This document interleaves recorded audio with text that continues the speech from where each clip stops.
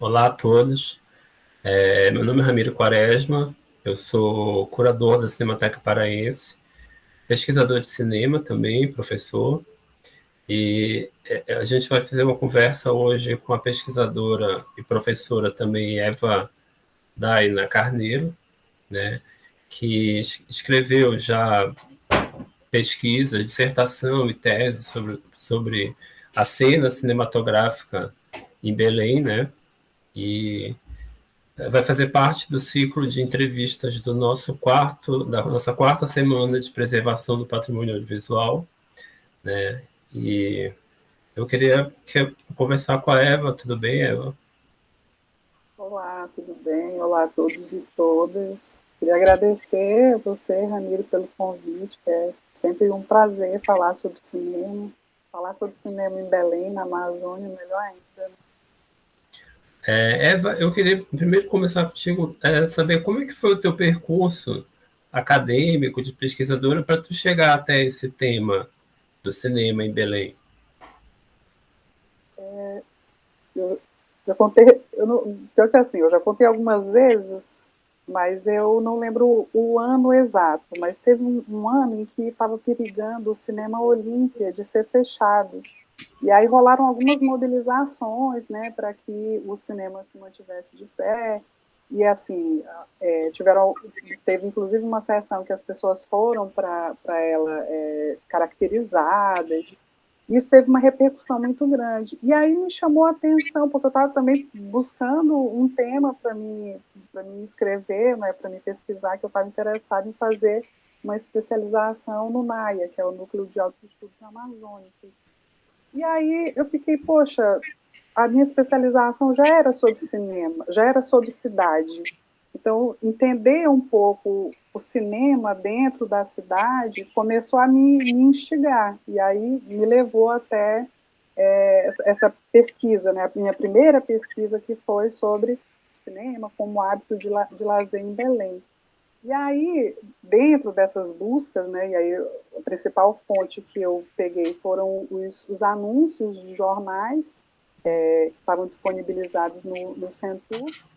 E aí, a partir de lá, eu comecei a encontrar muitas coisas, né, coisas interessantes, e aí fazer um mapeamento também das salas de cinema dentro da cidade. Na década de 20, né, que eu fiz esse recorte também, pela facilidade desses vários jornais, né, em que a gente tinha bastante anúncios, né, sobre as programações, e meu ponto inicial foram esses anúncios de jornais. E aí depois eu cheguei nas revistas de mundanismo, que essas revistas de mundanismo, que eram revistas literárias, né, falavam muito sobre crônicas, né, do cotidiano, inclusive, volta e meia você tinha crônicas sobre as salas de cinema. E aí isso já me levou à pesquisa do mestrado, né, a dissertação, que foi o cinema em Belém na década de 20, e das representações sociais, a partir de alguns filmes, daquilo que fazia sucesso na cidade, que estava presente nessas crônicas de mundanismo. Aí, por exemplo, você tinha lá anúncio de sapatos, Tedabara, cigarros com nome de artistas hollywoodianos, óculos do Aerobloid, não é, que fazia muito sucesso na época. Então, me ajudou a pensar um pouco esses hábitos de consumo de cinema. E aí eu comecei a enveredar para o campo da recepção cinematográfica, porque as minhas pesquisas, é história social do cinema, mas eu uso como um recorte a questão da recepção. Então, entender como que esse cinema ele era consumido em Belém. E aí, assim, o que eu pude perceber lá na década de 20 é que essas salas de cinema, elas iam além do espaço em que você vai lá para assistir um filme e tal. As pessoas iam também para fazer negócios, para arrumar namorado, para arrumar casamento. Existia o espaço que era o espaço da sala de espera, né, em especial. Claro que não eram em todas as salas de cinema, mas nas principais salas, né, nas salas como Olímpia, Iracema. tinha lá a sala de espera em que as pessoas usavam esse momento que antecedia a exibição do filme para conversar, para bater papo, para se aproximar. E assim, eu peguei um pouco também a questão do valor dentro dos anúncios, né, o valor dos ingressos, a origem dos filmes, o que era assistido. E aí foi bem interessante porque eu cheguei também a um grupo de espectadores que eram aqueles espectadores que a gente poderia dizer como indesejáveis, digamos assim. E aí a professora Luzia já tinha alertado para a presença das era chamadas de goletes, né, que era aquelas mulheres que eram sustentadas pelos barões da borracha, antigos barões da borracha, que chegavam na sala de cinema, né, no Olímpia, cheia de joias, enfim, com muita ostentação, e de como que isso se transformava num assunto também dentro da sala de cinema, né, a presença daquela pessoa. Uma outra figura que eu encontrei dentro desses registros, né, foi a figura do Bolina, que eram os bolinadores de mulheres. E aí tem o exemplo, assim, eu já tinha encontrado registro em outros lugares, né? Mas em Belém teve um só registro, quer dizer, dois, mas um que foi parar na delegacia porque a mulher era uma mulher de uma família abastada e tal, e acabou indo parar na delegacia. Mas isso me fez questionar, assim, de como que, de fato, existiam os bolinas também nos cinemas de Belém, né? E de que talvez aquele caso específico ele tenha ido parar nos jornais pelo fato de ser de uma família abastada, mas muito provavelmente outras situações devem ter acontecido. Inclusive teve esse outro registro foi de uma, eu não lembro se era um poema, uma cantiga, enfim, em que falava já de uma outra perspectiva sobre a presença dos bolinas, das mulheres que iam também no intuito de serem bulinadas. Uma sociedade tão repressora, né, tão controladora, que o espaço da sala de cinema ele também era um espaço como se fosse uma fresta de liberdade no meio dessa cidade tão opressora, não é? E que você tem o escurinho do cinema, o flerte, né, que era muito comum, inclusive nessas crônicas de mundanismo, a questão da paquera, do flerte dentro das salas. Eu já estou encalacrada aqui na dissertação, né? Não, e o E, cinema como ambiente de convivência, né? Então buscou o cinema como esse espaço que eram poucos espaços que tinham na cidade, digamos assim, de entretenimento e como falavam na época, ver e ser visto, né? O foyer do cinema era esse espaço de interação social, né? é um espaço de sociabilidade mesmo, né? Uhum. E assim, a década de 20, Belém, a gente tem uma quantidade imensa de salas de cinema. Salas que anunciavam inauguração, e que eu achei super interessante, porque o boom mesmo que você tem em vários outros lugares, a década de 50, né? E em Belém eu percebi, já depois com a tese, de que houve um processo inverso, né? Década de 20 você tem uma grande quantidade de salas e parece que essas salas elas vão diminuindo a quantidade até a década de 50. E aí, a partir dessa pesquisa, né, eu consegui perceber uma presença muito forte do cinema dentro desse movimento modernista, né, que já era amplamente pesquisado em Belém, porque Bruno de Menezes era um desses que escreviam sobre cinema, né, faziam essas crônicas de mundanismo. E aí eu já comecei a pensar em outros questionamentos, né, da relação desse cinema com o movimento modernista, a relação entre cinema e literatura, e aí, invariavelmente, essa relação entre cinema e modernismo, cinema e literatura, acabou me levando para a década de 50, quando a gente tem o surgimento, a criação, né, do primeiro cineclube de Belém, que são os espectadores, que foi um clube de cinema formado por, eu até, deixa eu falar o nome dos integrantes, porque são pessoas conhecidas, assim, né? a Angelita Silva, Armando Mendes, Benedito Nunes, Daís Maués, Maria de Belém Max, Maria Silvia da Silva, Francisco Paulo Mendes, Maurício Souza, Mário Faustino, Max Martins, Manuel Pena, aí tem o Rui Coutinho, Rui Barata, Orlando Costa, Wilson Pena, então, nomes muito conhecidos assim da cidade, principalmente na questão da literatura, né, das letras, de uma forma geral. E aí a minha pesquisa já no doutorado foi de entender essa relação entre cinema e literatura também a partir desse cineclube específico. Leva, dos anos 20 até os anos 50, esse teu salto que tu fez temporal, né, da tua dissertação até a tua tese, esse momento assim da década de 30 e 40, assim, será que foi talvez uma questão da decadência da borracha e talvez a Belém ter se tornado, digamos assim, um pouco mais economicamente um pouco mais insuficiente por conta de ter baixado o comércio da borracha, e talvez esse cinema talvez tenha fechado mais as salas e elas recomeçaram talvez de uma forma mais abrindo menos salas com mais filmes importantes. Assim, nesse teu mapeamento que fizeste, diminuiu as salas da década de 20 para a década de 50, né? Foi realmente, como tu falou, um salto que eu dei, um salto temporal. E aí eu não fiz esse mapeamento dessas 2 décadas.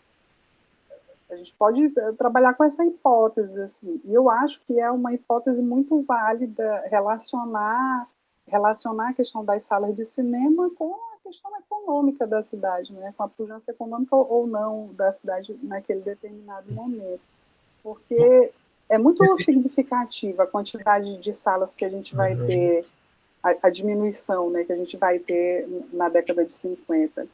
Mas um outro fator que também colaborou para isso, além dessa questão econômica, é o fato de que na década de 50 a gente tem aquelas grandes, são empresas nacionais, né, de distribuição de filmes, como de salas de cinema, melhor dizendo, Severiano Ribeiro, em que eles vão montar as suas salas de cinema espalhadas por todo o Brasil, e aí, como eram empresários que tinham uma forte estrutura, né, estrutura econômica, e para montar uma sala de cinema, acaba que se torna uma concorrência meio que desleal com as salas locais. Porque na década de 20, essas salas locais, na sua grande maioria, eram salas com empresários locais. Então, eu fiz, inclusive, essa pesquisa para tentar identificar o nome dos proprietários das salas, não deu para identificar todos, mas aqueles que eu consegui identificar eram pessoas que viviam na cidade, eram empresários da cidade. Então, assim, quando você tem essa concorrência estrangeira, de alguma forma, essas empresas menores, elas vão acabar falindo, né? Não tendo como competir, talvez. Eva, tem também uma relação que quando o Luiz Severino Ribeiro começa a montar as cadeias dele de cinema, né, os filmes começam a ser os filmes apenas comerciais, né? Eu não sei se talvez, agora que a gente pode falar dos espectadores, dificilmente passavam, de repente, os filmes que eram considerados mais artísticos, assim. Então, talvez, não sei se o movimento cineclubista surja dessa demanda de assistir um material de cinema um pouco mais, né, não tão comercial, não só os filmes bíblicos, ou os filmes de aventura, os bang bangs, né? Sim. Inclusive, assim, o Cineclube ele é criado em 1951, e aí, de 1951 até mais ou menos 1955, eles não tinham infraestrutura, não tinha material. Então, como que eles iam fazer para assistir filme, né? Eles assistiam nos cinemas ou melhor, os filmes que eram expostos nas salas de cinema comercial. Então, havia uma crítica muito grande, eles publicavam algumas resenhas, algumas críticas nos jornais, falando sobre os filmes que eram exibidos nessas salas. E batendo pesado. Tem umas críticas que são, inclusive, bem engraçadas, assim, que ele fala, não assista tal filme, é terrível, é pavoroso. Então, assim, eles faziam essa distinção, né, do cinema comercial e cinema de arte. E é claro que essa distinção ela está impregnada de juízos de valor. E isso estava presente também nas críticas que eles faziam.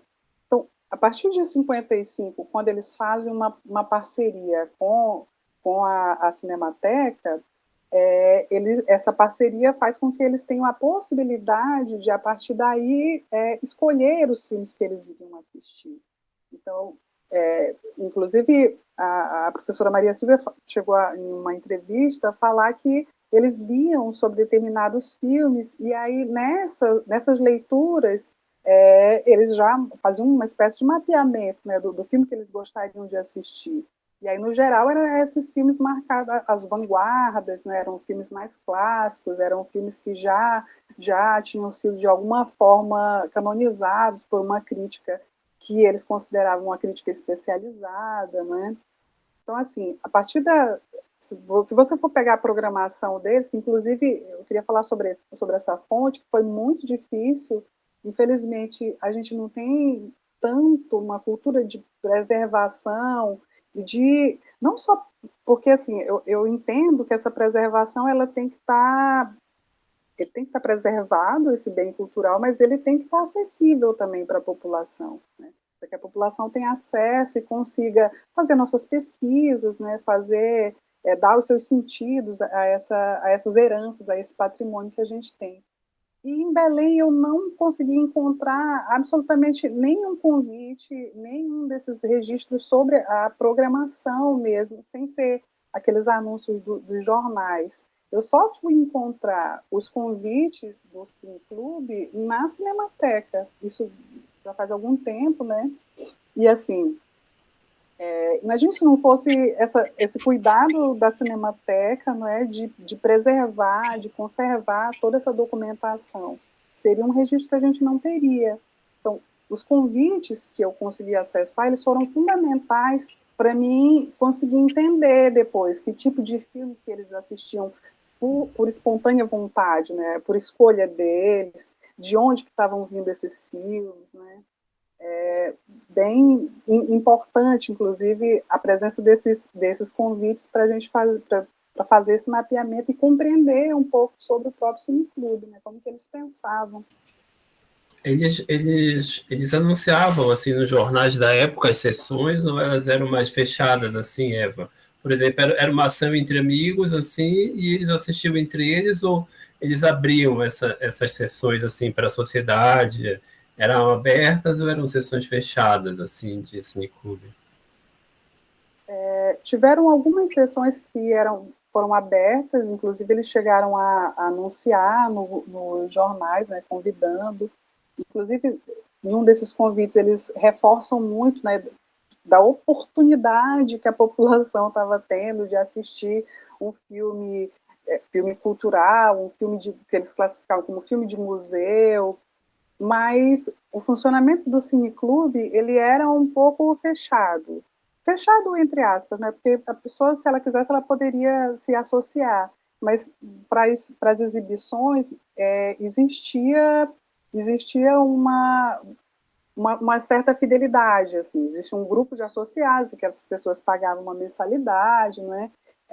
Eles recebiam com antecedência um convite para o filme que iria ser exibido, e aí geralmente nesse convite tinha lá, eles colocavam muito trechos de críticos de cinema, o Sadulli, eles adoravam utilizar trechos do livro do Sadulli, aquele cinema, arte, eu não lembro mais como é o título exato, mas pegar trechos de teóricos falando sobre aquele filme.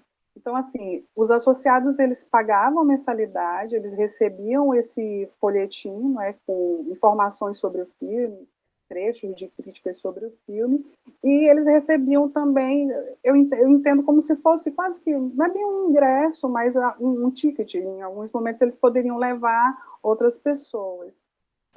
Só que mais do que isso, eu entendo, não é, que a gente está falando aqui de um grupo que era um grupo de amigos, né, que era um grupo de pessoas que inclusive montaram o cineclube por conta dessa relação afetiva, né, por esses laços de identificação que os unia, que era, a gente está falando aqui de uma elite intelectual da cidade, né? Então eu fico imaginando que, de certa forma, acaba que essas sessões, não de uma maneira proposital, de colocar limitações em quem poderia ou não se associar, mas eu acho que existia um caráter inibidor aí pelo fato de você estar falando de um grupo seleto de pessoas, né?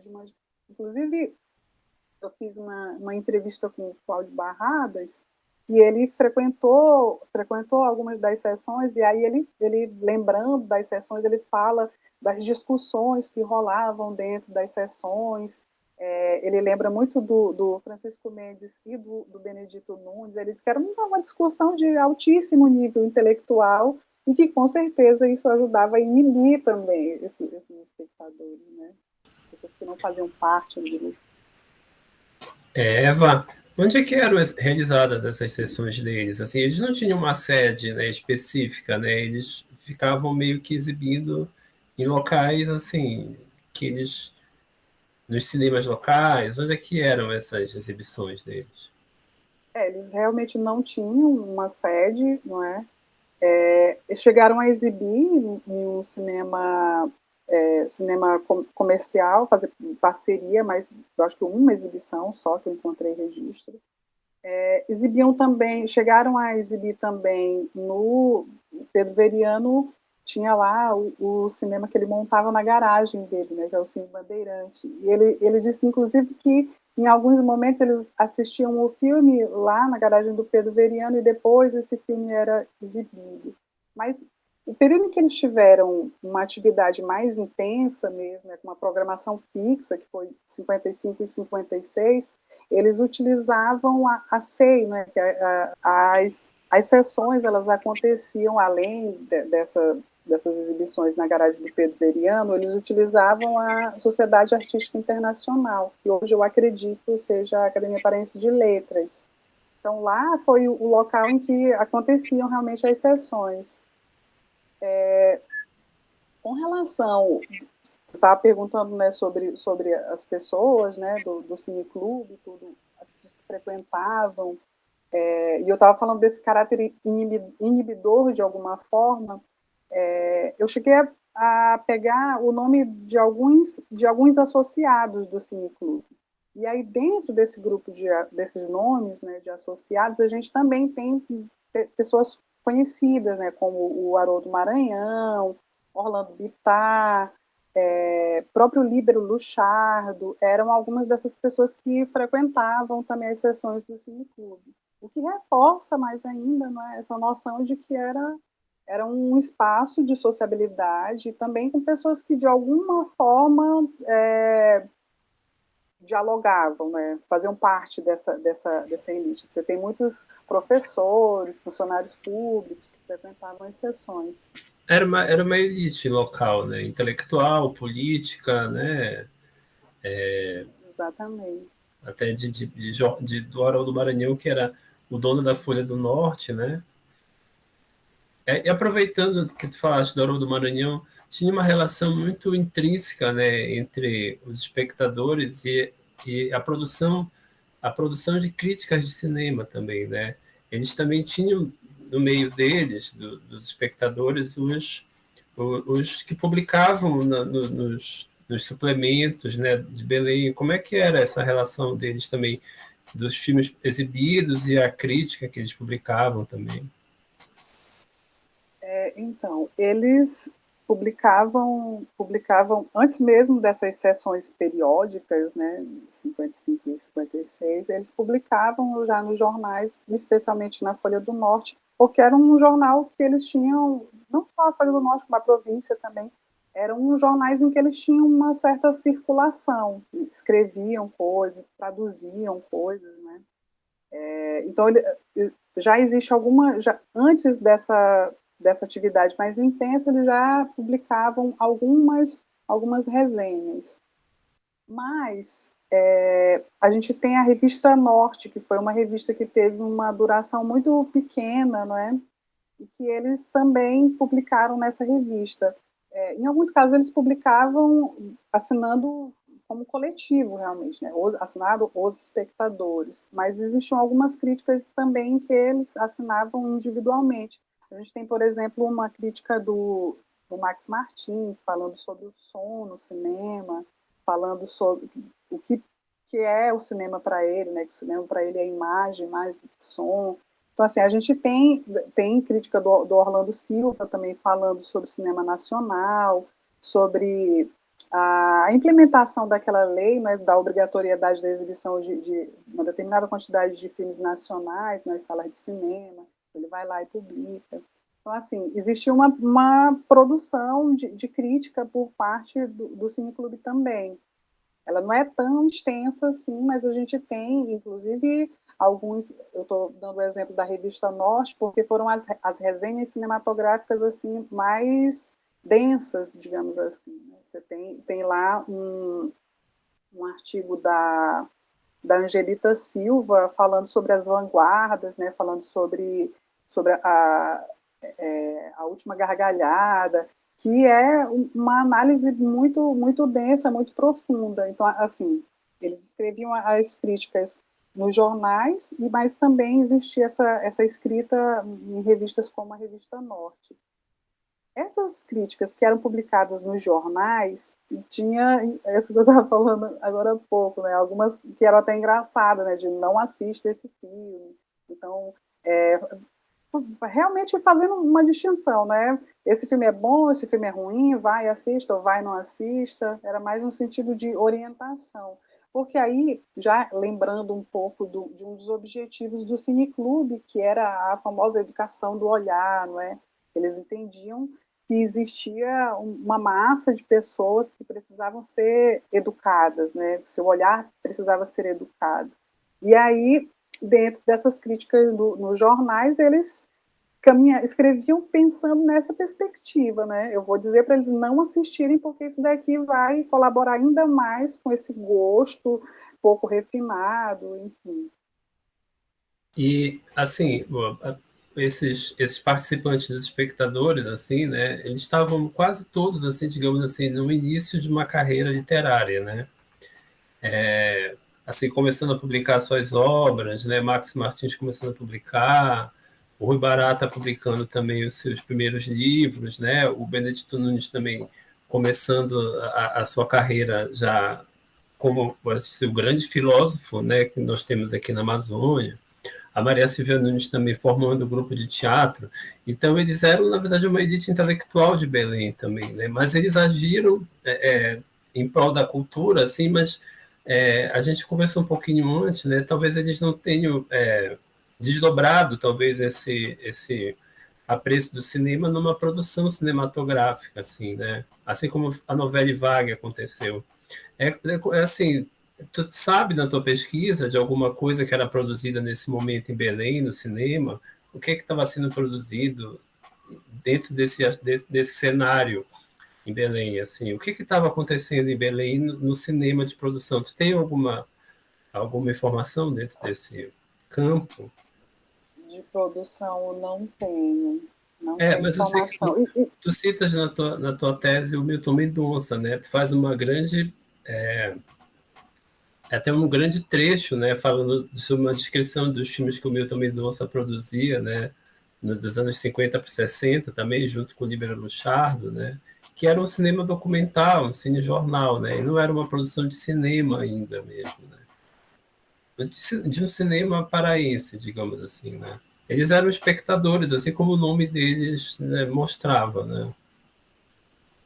Infelizmente, eles não seguiram por essa linha de produção, né, produção fílmica, como tu bem citou, os encaminhamentos que eles foram dando nas suas carreiras foram mais literatura, acadêmico, né, aí logo na sequência a gente tem a criação da universidade, e aí boa parte deles vão se tornar professores, tem a questão da produção, das produções do Milton Mendonça, que eu cheguei a ter contato, mas acaba que não me aprofundei tanto, porque já foi também no apagar das luzes, e aí, assim, eu senti um pouco a necessidade de, pelo menos, tocar que existia uma produção, né?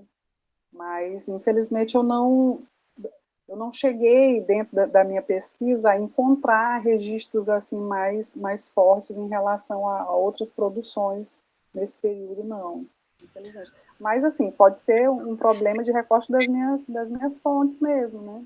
Mas tem uma informação que eu achei muito interessante, quando tu colocou na tua tese, a participação do Líbero Luchardo nas sessões dos espectadores, né? Tu colocou uma foto lá, que é a prova que ele participava daquelas sessões, né? E o Líbero Luchardo, depois, nos anos 60, 65 em diante, ele começa a produzir os seus filmes, né? Aqui na Amazônia. Então é muito interessante quando tu saber que filmes o Líbero Luchardo assistia, né? Apesar de que tu não foca, na verdade, um pouco isso na tua tese, mas surgem camadas de informação na tua tese que vão servir para os pesquisadores futuros.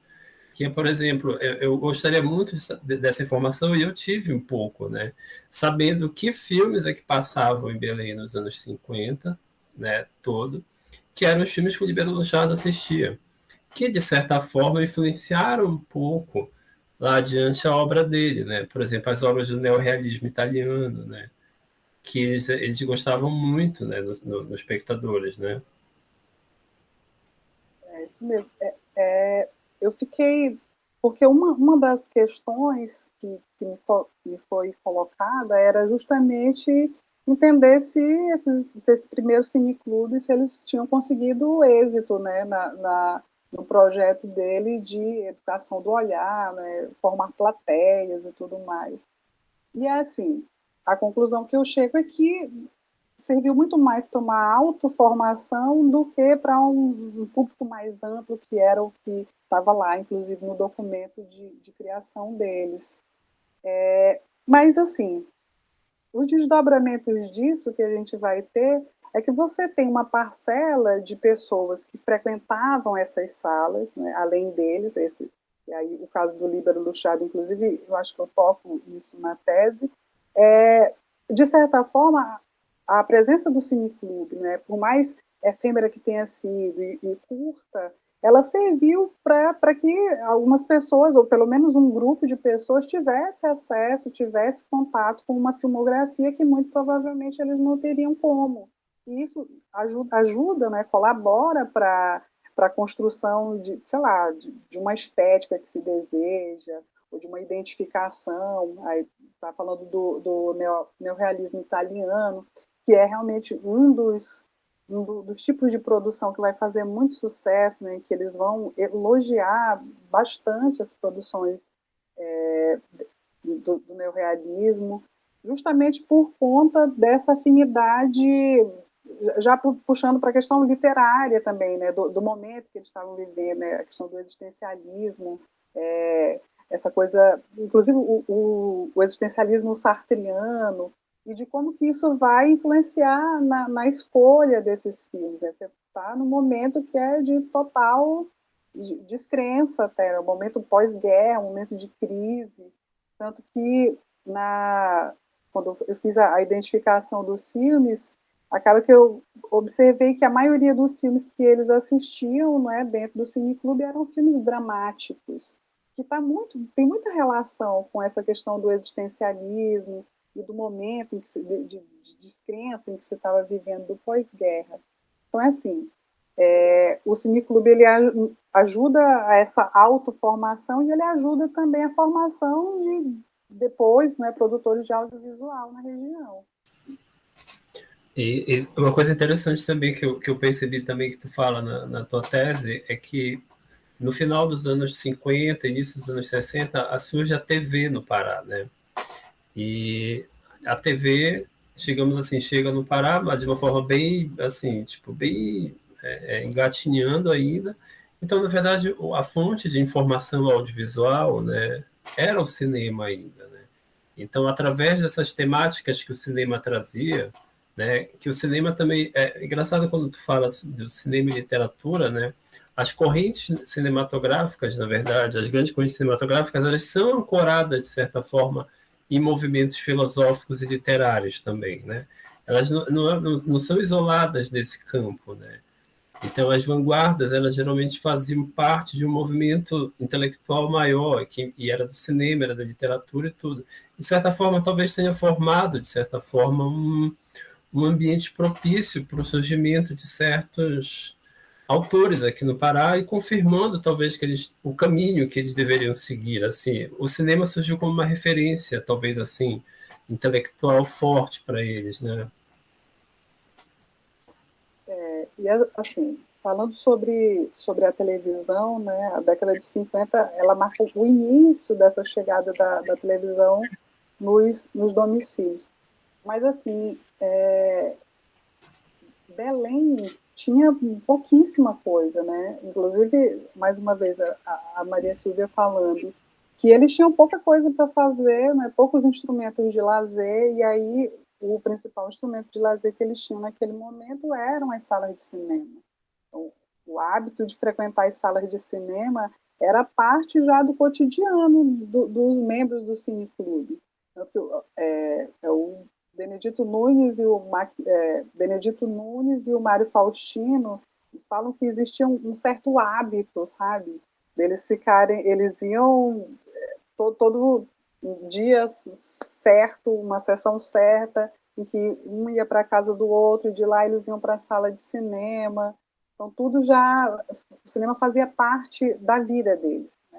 E aí, a televisão, só para lembrar aqui, na década de 70, o Norte registrava 0,00%. Então, praticamente, na década de 70, praticamente não existia televisão dentro das casas em Belém. Então, realmente, o cinema ele vai se colocar como um desses instrumentos de lazer poderosíssimos, né? E aí a gente está falando dessa influência do cineclube em produções depois, né, na formação estética, enfim, de produtores de audiovisual, mas ela também, a gente vai ter aquele movimento dialético, né, da relação entre cinema e literatura. Um exemplo que eu achei muito interessante foi o Max Martins e do Mário Faustino. Max Martins, infelizmente, ele vai morrer tragicamente muito cedo, né, não vai concluir, mas ele já estava trabalhando fazendo construção de poema, construção de livro baseado em montagem, né, no tipo de montagem cinematográfica. E aí eles, da mesma forma, o Max Martins, muito influenciados também por aquele ideal de montagem lá do Eisenstein, né, da montagem como uma produção de sentidos, e disso sendo transposto para a escrita mesmo, né, para a construção literária, para a gente ver aí a força, né, a potência do cinema para esses espectadores. Como que ele vai influenciar? E tem uma coisa da literatura do Mário Faustino e do Max Martins que é muito cinematográfica mesmo, né? São imagens curtas, literárias, né? Frases curtas, carregadas de imagem forte, assim, potência na imagem, e cortes curtos, como se fossem pequenos curtas-metragens, assim, né? E acaba que, apesar dos espectadores, talvez tu tenha falado que tem uma vida, digamos assim, curta, que eu acho que 5 anos em Belém é um tempo longo, inclusive, os ciclos em Belém, eu acredito que todos eles são curtos, sabe, Eva? Geralmente, eu estou fazendo, digamos assim, um mapeamento desses ciclos, né, de cinema que houveram no Pará, todos eles são curtos, na verdade. É como se eles servissem para um propósito, né? É como se já fizessem esse pequeno ciclo para ter um começo, meio e fim mesmo. E aí cada um segue o seu caminho depois, sabe? É como ciclos interrompidos, que eu gosto de chamar. Teve movimento nos anos 70, teve movimento nos anos 80, 90 também. São pequenas junções de pessoas que criam cinema, criam literatura, criam arte de forma coletiva, que hoje em dia é muito mais forte até na arte contemporânea, mas aquele ciclo se esgota e depois cada um segue o seu caminho. é engraçado que isso já era uma corrente, e é uma corrente, na verdade, do campo da arte, sabe, Eva?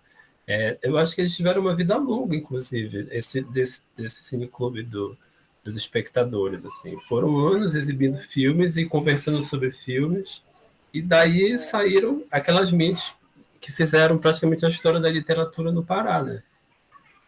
Agora, assim, ela, talvez o cineclube tivesse uma sobrevida ainda, não fosse lá o incêndio que aconteceu na Cinemateca em 1957.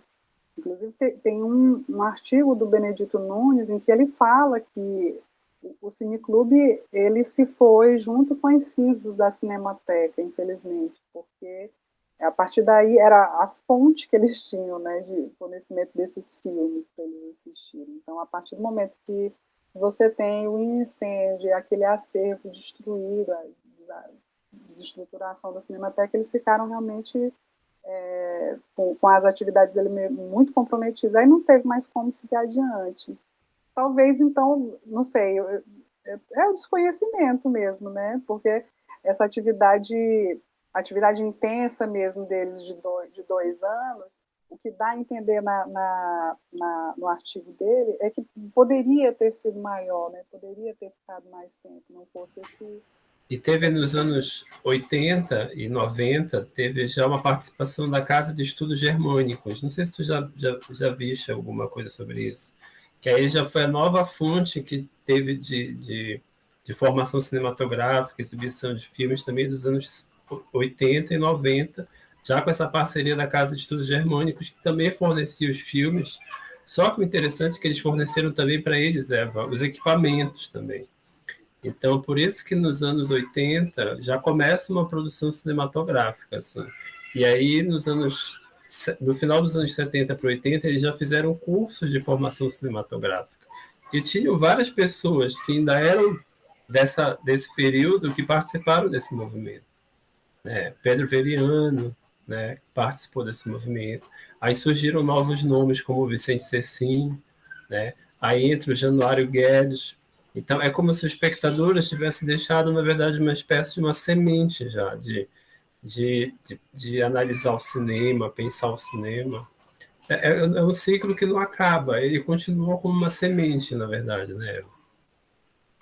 É verdade, tem razão. Inclusive, tu estava falando aí, eu fiquei lembrando de um grupo de jovens que começaram a frequentar o cineclube, e aí, assim, o cineclube de fato serviu como uma espécie de sementinha para que eles depois montassem outro cineclube, né? Inclusive numa espécie de movimento até contra digamos assim, a elitização desse cineclube, assim, né, Eva? Dá para perceber um pouco isso, assim, né? Até na própria postura do Maxi Martins, digamos assim, né? Ele participava, mas o Maxi Martins é aquele espírito mais libertário e que, assim, tipo, não era muito afeito a esses academicismos, digamos assim, né? Ele se pronunciava dessa forma, o Max, né? Meio anti-acadêmico, né? Sei lá, o ato dele de rebeldia, né? Da primeira academia que eles fizeram, academia literária, abaixo a academia. Então, é isso mesmo, né? Eu acho que o cineclube ele servia também para atrair, não é? Para fazer com que esses jovens eles se inserissem também, tivessem a possibilidade de assistir, não só de assistir, como de discutir filme, né? Presenciar essas discussões sobre esses filmes que eram exibidos. Isso de fato vai ter, mais uma vez, né, esses reflexos depois, esses desdobramentos depois. E os espectadores são a primeira mesmo prática cineclubista que teve em Belém mesmo, assim, Eva, assim, nesse formato que a gente tem de cineclube, que talvez eles nem se considerassem um cineclube, não sei na época, né? Não sei nem se era esse termo, talvez, que usava ainda, né? Eu acho que os cineclubes foram um movimento que já ganhou força, assim, mais nos anos 60, 70, com esse nome mesmo, assim, específico, né? Como se fosse um movimento cineclubista, né? Era mais Assim, tipo, um movimento, assim, de reunir pessoas a assistir filmes, assim. O movimento cineclubista, ele ganha força, ganha incentivo, inclusive, mais tarde, né? O, o, os institutos de cinema incentivam essa formação pelo país.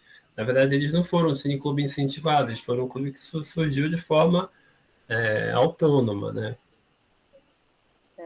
Mas assim, década de 50 é uma década muito pulsante assim, na questão dos cineclubes, dos clubes de cinema, e que a gente vai ter o surgimento de diferentes grupos de cinema em diferentes partes do país.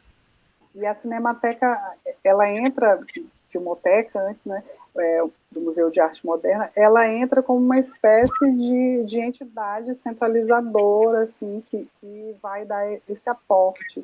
Mas é muito interessante, no caso desse modelo, né, que é um modelo que já existia, em Belém eu não encontrei nenhum registro de outro cineclube anterior a esse, né, sempre se as coisas que eu encontrava era falando do primeiro cineclube de Belém, são os espectadores. E aí também, enfim, pode ser que tenha de fato, né, mas eu realmente não encontrei. Mas assim, o nosso cineclube, né, o cineclube de Belém, os espectadores, ele não diferia dessas características do cineclube que você ia encontrar em diferentes locais, que é aquele modelo de inspiração francesa, né, de exibição do filme, seguido de debate, com a apresentação, seguido de debate. E assim, é interessante quando você pega e vai comparar as programações. Programação, o filme que estava sendo exibido no Cineclube, lá em Belém, em 55, o mesmo filme você tem sendo exibido por outro Cineclube em Minas Gerais. Então, porque esses filmes, eles meio que circulavam também por conta dessa atividade de empréstimo da Cinemateca. Mas era muito... na minha pesquisa, eu encontrei uma quantidade imensa de cineclubes e muitos trabalhos também, muitas pesquisas sobre esses cineclubes na década de 50. Então, assim, esses cineclubes, eles principalmente depois dessa dinâmica, né, que foi construída, a gente vai ter momentos também de intersecção, né, momentos em que esses cineclubes eles se encontram, você tem a criação de federação e tudo mais, que eram espaços mesmo de troca, né, de conversa, de sociabilidade entre os cineclubistas em diferentes regiões. E é muito massa, assim, porque você vê que a década de 50, além dos cineclubes, a gente tem como se fosse uma cinefilia mesmo, né? Uma cultura cinéfila, que essa cultura cinéfila, ela estava para além de assistir o filme, ela estava na frequência nos cineclubes, né, de você discutir, ela estava nos jornais, ela estava nas mesas de bares, ela fazia parte, né, existia essa cultura cinéfila muito forte. E essa cultura cinéfila dos anos 50 é o que deram origem ao nosso movimento cinematográfico brasileiro, o cinema novo, né? O cinema novo, ele surge, na verdade, das sessões cineclubistas, né, de pessoas como Nelson Pereira dos Santos, o Glauber, né? Surge um cinema desses cineclubes pelo Brasil, né? O cinema novo é um fruto do movimento cineclubista, assim como a novela vague é fruto do movimento cineclubista francês também, né? Exatamente. Eva, tu queria, assim, para concluir, assim, como é que tu avalia essa tua pesquisa na tua conclusão dela, assim? A que conclusão tu chegaste na tua tese, nessa tua análise sobre os espectadores?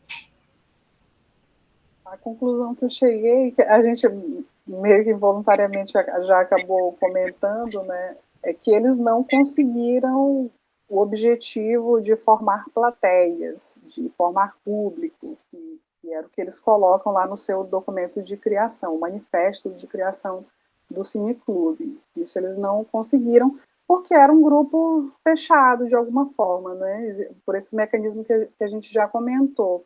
No entanto, apesar de não ter conseguido êxito nessa tarefa, a gente tem a autoformação, o fato de que eles conseguiram acessar uma série de filmes que eles já ouviam falar, inclusive na tese eu falo da imagem antes da imagem, né? Quando eles iam lendo sobre esses filmes, eles iam construindo essas imagens, imagens mentais dessas cenas. Então, a criação do Cineclube ela foi importante para que eles tivessem acesso, né, a essa carência desses filmes, e isso permitiu que eles fizessem reflexões sobre a arte de uma maneira geral, né? Fizessem reflexões sobre a cultura nacional. Então eles faziam, por exemplo, tem algumas críticas ao cinema nacional da época, a questão do som que eu já comentei, e para além dessa autoformação, como a gente já tinha comentado também, você tem os desdobramentos disso em outros agentes, como produtores de audiovisual, como outros cineclubistas, agitadores culturais, que vão, de alguma forma, ser influenciados por essas práticas, né? Influenciados por essas reflexões que aconteceram, geradas pelo Cineclube, tanto nas resenhas quanto nas sessões que aconteciam, nas sessões da SAI. Talvez a própria Associação Paraense de Críticos de Cinema seja, na verdade, um fruto dos espectadores, né? É como se fosse uma segunda fase já dos espectadores, né? A Associação Paraense já com novas figuras, como o Acir Castro, né? Ou continuidade do Pedro Veriano, que também enveredavam pela crítica também. Era uma exibição, eles assistiam os filmes e publicavam nos jornais as críticas. A Luzia, o Pedro, o Acir, o Vicente Cecim também. Então, ou seja, o movimento cineclubista ele gera uma semente, que às vezes não é a semente do manifesto, mas é uma que se desdobra de um fazer artístico em geral, né?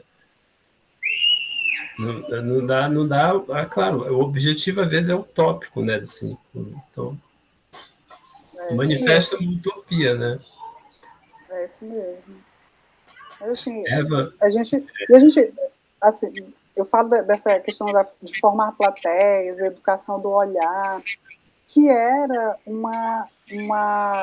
objetivo não só do Cineclube de Belém. Se você for pegar os outros cineclubes do período, né, aí você tem Cineclube em Florianópolis, Marília, tem na Bahia, Minas Gerais, depois a gente tem a criação, inclusive, da revista de cinema, né, uma revista importantíssima para os cineclubistas que vieram depois, os cinéfilos, né? Então, assim, ela era uma preocupação que fazia parte dessa cultura cinéfila também, né? Daquilo que estava presente nos outros cineclubes do país. Então, o Cineclube de Belém ele também não estava isolado numa bolha em relação aos outros cineclubes. Ele também estava fazendo as mesmas discussões que estavam acontecendo em outros lugares.